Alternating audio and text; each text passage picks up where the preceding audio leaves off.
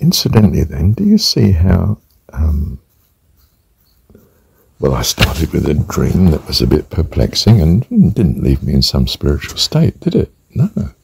Left me inquiring and wondering, and I sort of started to tackle it in my usual way. I go to Source, which is what helps me usually most in spiritual need of some sort. You know, I'm feeling dull and not terribly inspired this morning. So I go to my recording and trying to put down my dilemma on record. And of course God comes to the rescue. I say, of course, because my experience is that he just does, always does.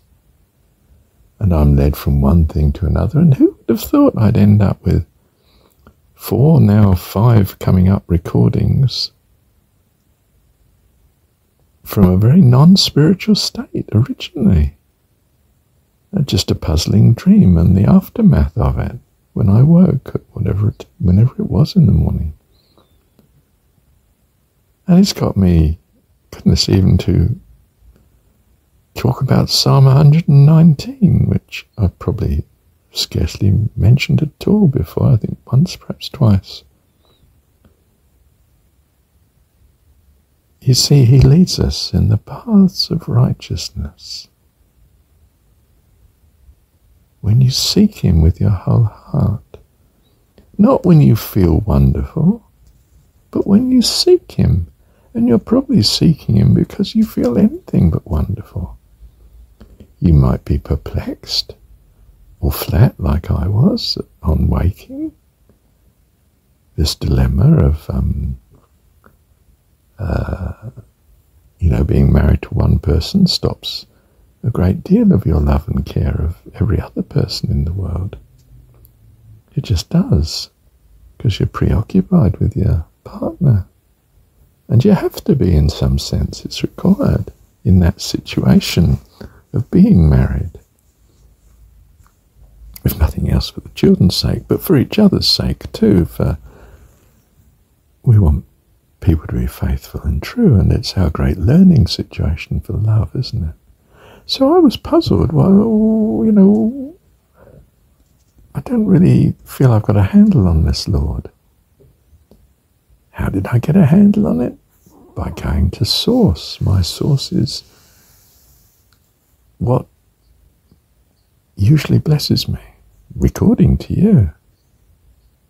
Right, that's where to go. I can at least record what the problem is. This is a bit of an heroic attempt because I'm not sure as I'm going to get a response yet, but I might, and come to think of it, I usually do.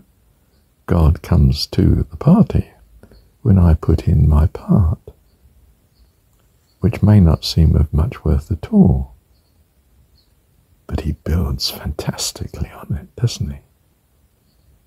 Because he loves us. He leads us. He leadeth me. He leadeth me. The quiet waters by.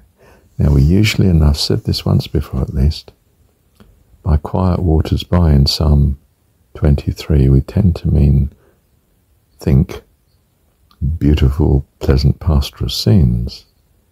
But no, I think it's the Maya. He leads me beside still waters. I don't realize they're there, but he makes sure I don't put my foot in the marsh. He leadeth me beside the still waters. Oh, beautiful scene it may be, but there's danger. And he guides us through. And my goodness, Psalm 119 is everything about guidance, isn't it? Given our limited ego. So, suffice to say, for this little recording, don't forget, when you're feeling flat or not right or perplexed or discouraged or wretched, whatever,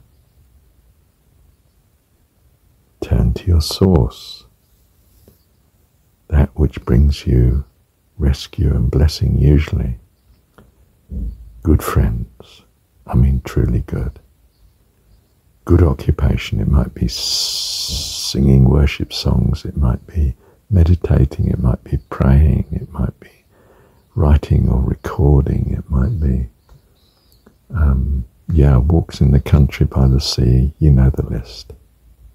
But whatever your most effective way is that's available, go to it and meet with your God there. In other words, you have a temple, you have a place.